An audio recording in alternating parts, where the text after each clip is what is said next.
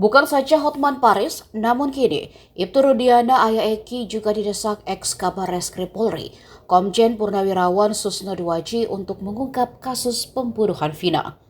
Diketahui Ibtu Rudiana sampai saat ini masih enggan berbicara ke publik pasca kasus pembunuhan Vina dan anaknya kembali ramai.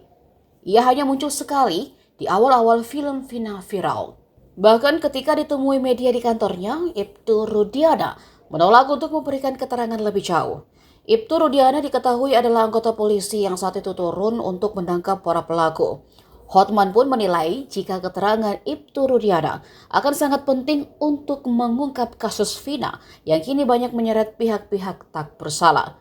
Sementara menurut Susno Duwaji, keterangan Ibtu Rudiana ini sangat dibutuhkan guna untuk meredakan spekulasi liar di masyarakat soal penyidikan kasus Vina.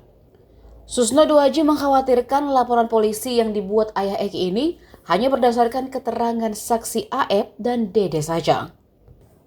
Ia menilai keterangan saksi AF dan Dede sangat lemah sehingga menimbulkan polemik hingga sekarang. Download Tribun X sekarang, menghadirkan lokal menjadi Indonesia.